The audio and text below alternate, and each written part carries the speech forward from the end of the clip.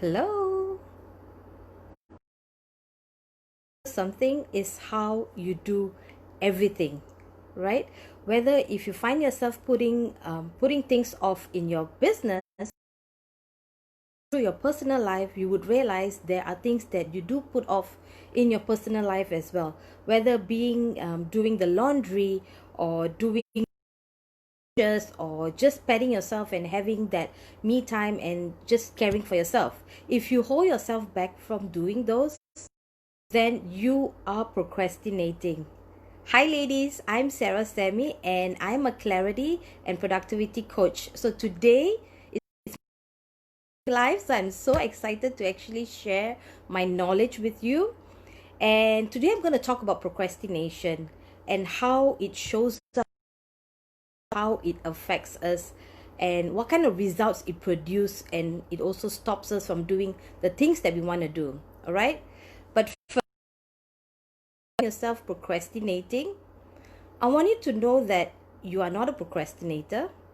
You just procrastinate, but you are not a procrastinator. You are not lazy.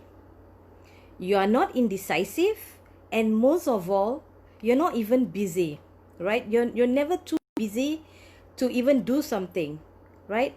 And you are definitely not a perfectionist when you procrastinate. Okay, let me explain to you why. Don't label yourself, right? Yes, you may procrastinate at times, you may put things off, but that doesn't make you right. The thing is that you're simply just experiencing a lack of clarity, maybe overwhelmed with we have in today's era. In the world we live today, the amount of things that we have, information, all this information and the social media that we have access to, all this makes us feel overwhelmed, right? Hi Monica. Yeah, so let me ask you this, right? What are some of the things that you actually put off? If you hear my dog barking, just ignore him, okay? Probably someone is at the door. Yeah, so what are some of the things that you actually put off, right? Do you put off working on writing your content? Do you put off approaching your potential clients? Do you put off speaking with your product or services? Do you put off exercising? You know what? I'm just going to watch that one more episode of Friends and then I'm going to work out. Do you do that? Do you put off completing your book? Maybe you started writing it, but then you stop halfway. Do you put off completing the 19th course that you bought, learning about how to do sales, how to do marketing, how to write content? Are you putting things off? The list just goes on, right?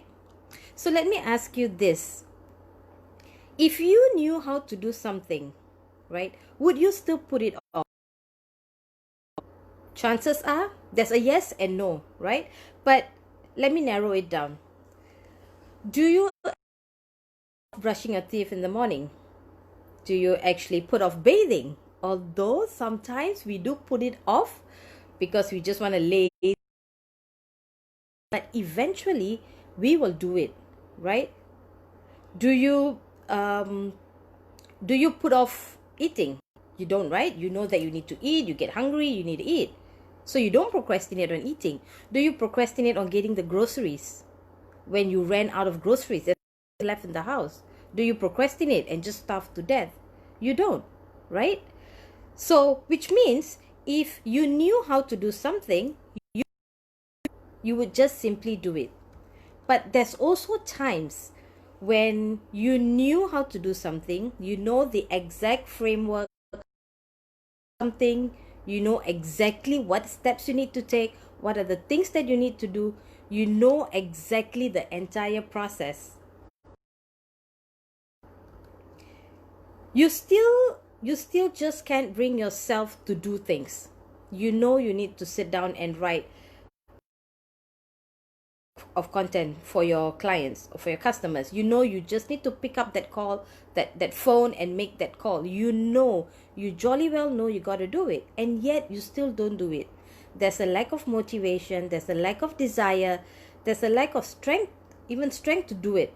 You just simply don't want to do it, right? And why is that so? That's what I'm here to talk about. Why there are times when we know we are supposed to do something and we don't do it. If you don't know something, then it's fine, right? Probably you really do not know how to start on writing that first sentence for your content or for your book. But you can still work something out. But if you know how to do it and yet you still don't do it, then that is something just wrong, right? Something is not right. And this happened because it's not that you're lazy. It's not a procrastinator. It's not that, you don't have a don't care attitude. It's not that you don't bother. It's not all those, right? Most of the time when we dig deeper, there's a hidden meaning, hidden agenda, whatever you call it, right? There's always a reason why someone procrastinates. There's always a reason why we don't do the things that we know we are supposed to do. If I know that, getting up and making that 10 calls to my client will bring me one step closer in closing that sale, why am I not doing it then? Right? The reason why is because of fears. You have some sort of fears that is going on in your mind, and it also could be some kind of limiting beliefs that you have gathered from your childhood, right? It could be something your parents said. It could be something the society said to you. It could be something your teacher said to you that unconsciously you have brought it over to this day, right? So it could be, when we talk about fears, it could be fear of being judged, right? This pretty common one is fear of being judged, fear of making mistakes. What if I made that mistake and I am being judged for it? What if, right? And you have those fear of unknown. You have fear of uncertainty, especially during this time in this pandemic, right? Things are just going crazy, right? Fear of failure, fear of rejection. What if I put myself out there, I'm being rejected? What if I put myself out there, I'm just going to look stupid, right? Fear of getting out of your comfort zone, right? It feels shitty to get out of your comfort zone. You could also have fear of wanting people to like you. That's not a fear, but you procrastinate because, what if you did something and someone may not like you, or you'll be judged? So you seek validation, you seek permission from others. And doing this stops you progressing, right? The truth is, in reality, we are only born with two types of fear. That's it. You're only born with the fear of failure and you're only born with the fear of falling down and fear of loud noise. That's it. That's the only two fears naturally. Every other fears that you encounter, you tell yourself day in, day out, those are all fears that you learned along the way, right? I think I got lost a bit. Okay. The beauty about this is that if you can learn these fears, have these fears, right? If you can learn this fear, you can basically unlearn those, because these are not things that you're born with. You're only, like I've mentioned, you're only born with two fears, which is falling and loud noises. That's it, period. So everything else you can unlearn what you have learned. So whether you know it consciously or unconsciously, these are exactly how your procrastination shows up, right? It manipulates you to make you think that you're too busy, that you're a perfectionist, you need to get all your ducks in a row before you can fire. It makes you think that you are lazy. It makes you think that you're not good enough. It makes you think that I will never ever get things done. It will make you feel like, oh, she can do it, but I can't. She has whatever it takes. I'm not born with it. No, that's not true. That's what being in a procrastination puts you in, right? So when you talk about this, right, when we put things, when we want to start something, right, you want to start to do, say you want to start working on the book that you want to launch, the book that you're writing, right? When you want to start doing it, when you want to, even whether it being, the whole project of launching a book, whether you want to talk to people to publish your book, maybe you want to speak to a publisher, these are all new things, right? These are all new things. And when we start doing things that are not common to us, that is not familiar to us, that it is something new to us, our body kind of senses that, right? It senses some sort of uncommon action that we're doing, right? Our body will go back into a state of resignation and like, oh my God, she's going to start writing a book. She's going to call a publisher. But you see, she has not done that before. So how can I protect her and make her feel safe? That is what your mind will tell you unconsciously, right? Because it tells you your body would react. So when this happens, it's sort of like a danger to you. Your mind thinks that I need to protect her. I need to protect my master, right? Because our mind is basically our most loyal servant. Whatever you tell it, it listens. Whether good or bad, it doesn't know, right? So when you experience this, your mind will be like, oh shit, alarm. The alarm goes off into your mind, into your subconscious mind, and it will acknowledge this as a danger, right? A danger.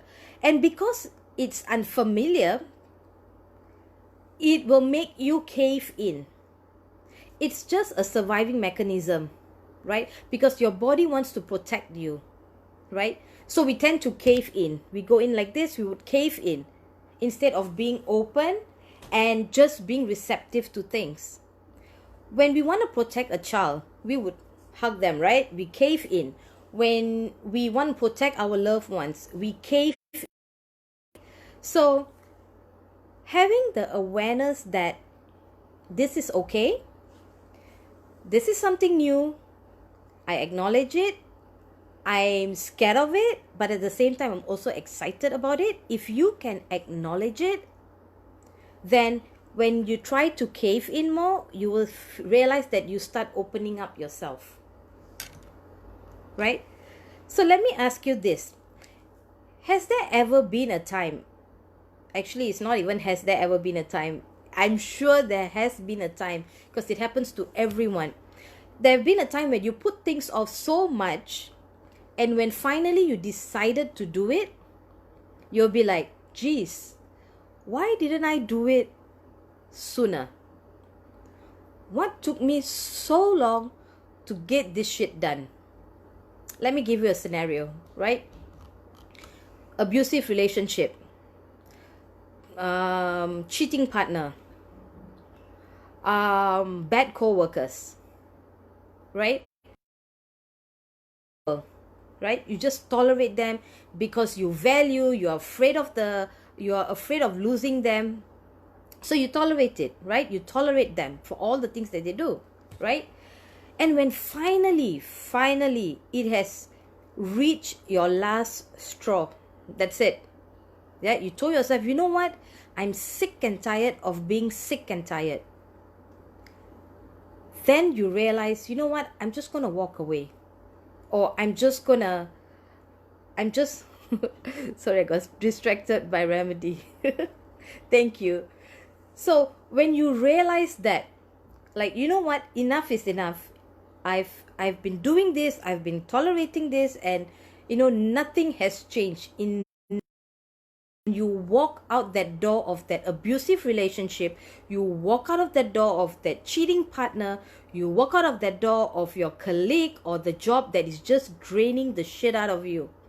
And when you do that, you basically would feel this weight on your shoulder being lifted up. And when you do, you would ask yourself, what the heck took me so long to even do this? It was just easy. But in the path of doing it, it might have been difficult, so many emotions to deal with, and all that is part of the journey, right? Some of the common ways that people procrastinate is, it could be you're sidetracking. You're doing something and then suddenly, say you're writing your book, and then suddenly, you have this trigger in your mind, oh, I think it's raining, let me check the laundry outside, it's hanging. But then the sun is so clear and bright. You have multiple tabs on your browser. You're supposed to be writing your book, and I assume when you write a book, it's either in a notepad, on your computer, or using Microsoft Words, right? But why is the browser open then? Social media, the most common one right now. Social media is a way that we procrastinate as well. Yes, there are things that we learn through social media, but if we are 24/7 on it and not learning anything, even if you're 24/7 on your social media to learn, you can't learn something for more than 20 minutes straight. You need a break because your brain can't take that much of information. Other ways that you procrastinate, you nap. You're like, okay, I only had 5 hours sleep yesterday, so today I'm going to do that payback, and I'm going to have a nap right now. And I'll start working on that after my nap. And then you go to bed. You take a nap. Your nap's supposed to be half an hour. You woke up 2 hours later, and then the first thing you do, you took out your phone. Let's scroll social media again. So you got TikTok, you have, TikTok is just like, you can never know how much of time you spend on it. It will just, your time just flies, right? So these are some of the ways that it shows up. These are some of the ways that you procrastinate. I want you to know that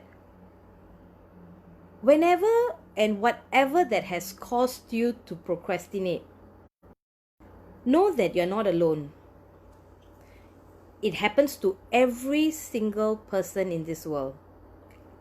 Every single person. No doubt on it. Even the most successful person, they procrastinate. Right?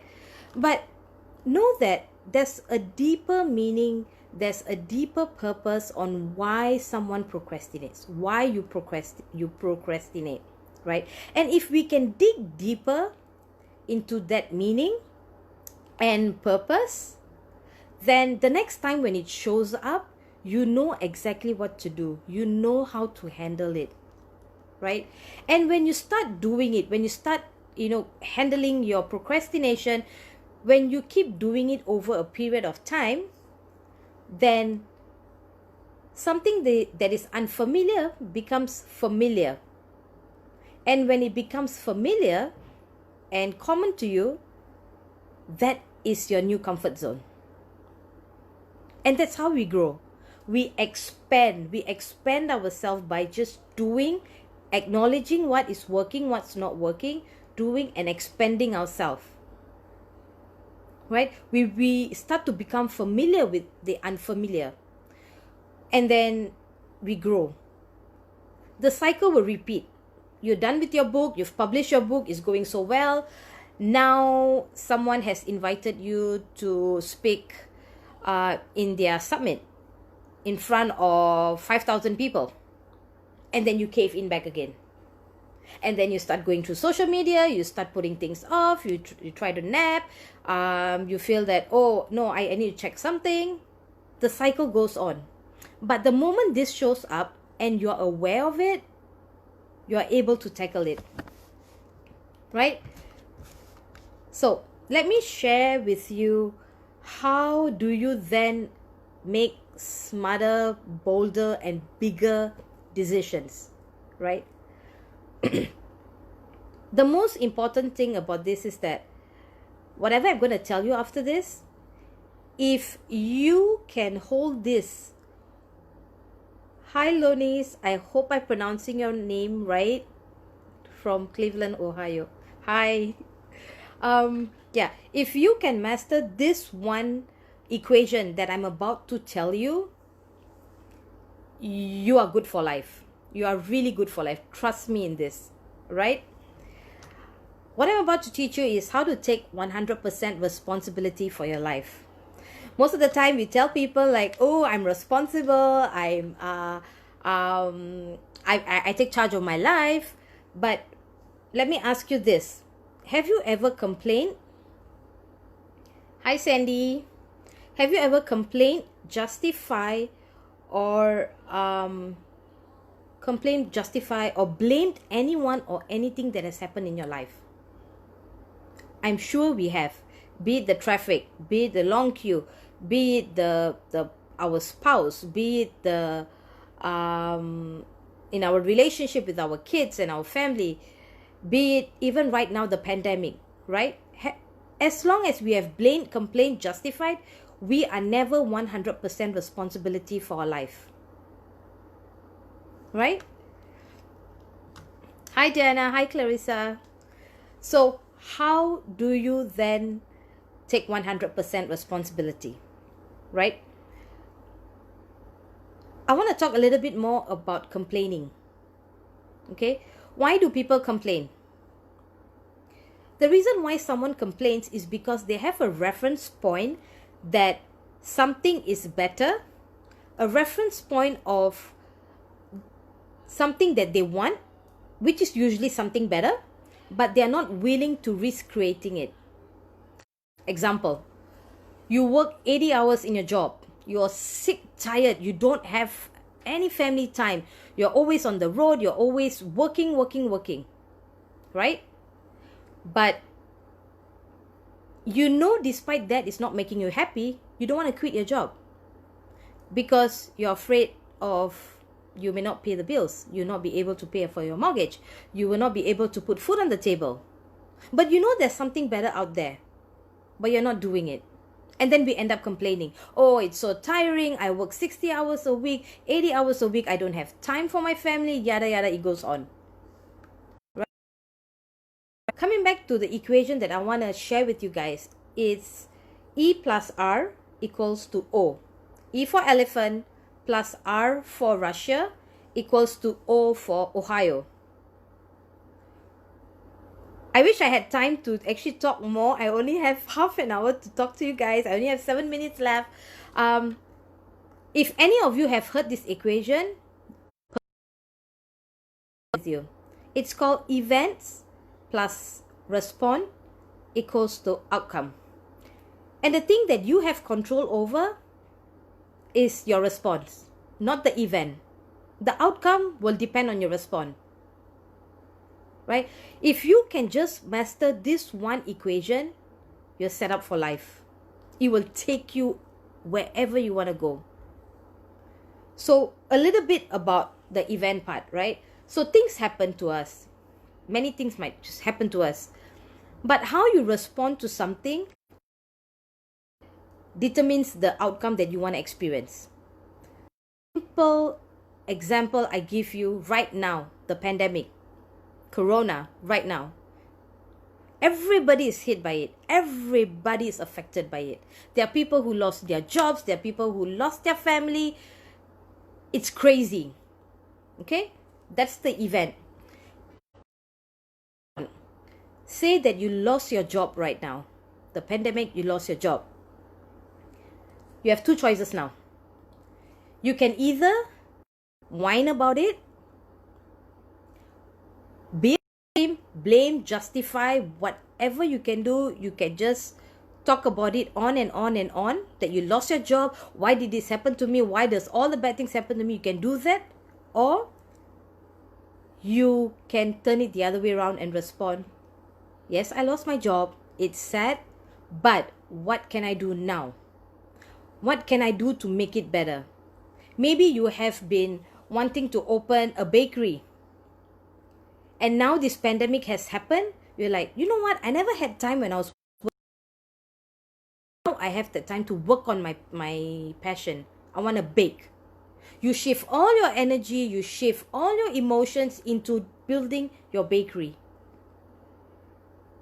And then the outcome, you're satisfied, you're enjoying life, you have so much of time right now. Yeah. But what if you choose to just be a victim and just complain about it? Nothing's going to change. Your outcome will be satisfied, whatever negative emotions that is to it. That's exactly how you would feel. So start right now by taking responsibility for your life. You don't have to be 100% responsible. We want to act as if we are 100% responsible, but things happen, right? So say on your business, I want you to think about if you can take just 5% responsibility for your business, what would you start doing? Say you, if I were to take 5% responsibility for my life, for my business, I would spend 1 hour writing content. Example, I will talk to 5 people a day about the services, about my. Think about it and write down what is it that you will start doing. You don't have to know the entire process. As long as you start engaging with your mind and writing it down, it brings you closer. And when this happens, what you focus on expands. I'm sure you have heard it before, right? What you focus on expands. So right now, this is your procrastination. This is your goal. Yeah. Procrastination, your goal. When you start looking and focusing more on your goal, it kind of like goes bigger and the procrastination just goes away. Does that all make sense to you guys? I did not expect the live is going to take this much time. I mean, I didn't know the amount of content I have was going to take me this long. I still have a few more things that I want to talk about, but I'm not able to do it right now because I technically have only 2 minutes to talk about, to wrap everything up, which is, trust me, I have like another long sheet of paper or stuff to talk. I would love to invite you guys to my private Facebook group. It's called the Clarity Squad. I basically help women find clarity, whatever they, be it in their life, in their business, whatever they are struggling from. When I posted in the group about, what do you struggle with the most? Majority of them chose procrastination over clarity. But the truth is that if you knew what to do, if you know what is stopping you from doing, if you have that clarity, you will not procrastinate. Right? So on the surface, you feel that you're procrastinating, but actually you're not. So I'd love to invite you for my to my Facebook group, and I'll put a link after I end this live. And I'm also holding a vision board masterclass for my next live next week. I'm so pumped up to actually go through this with you guys again on how to create a vision board. And yeah, join my group. It's really new. No one has, I haven't invited anybody yet. I just started this. So join my group and I will talk about the remaining things on how to release the brake, how to stop procrastinating, how to just simply release the brake and do what you're supposed to do and be awesome. Right? So I'll put a link to my group. Join my group. Looking forward to meet you guys, connecting with you guys. You ladies are just awesome. Thank you for your support. I really appreciate it. I know if many of you from the US and it's just midnight and it's late night. I appreciate. Thank you so much. I'm so grateful for you guys being here. And I will also give you a link, my free masterclass on how to create a 1 hour free masterclass on how to create any reality you want. That's like a bonus for you guys for actually attending the live with me. And yep, that's it. And I will set a reminder for my next week's vision board workshop. I hope that you guys have so much of fun. Thank you, ladies. Good evening, good night, good morning, wherever you guys are tuning from. And thank you so much. I love you.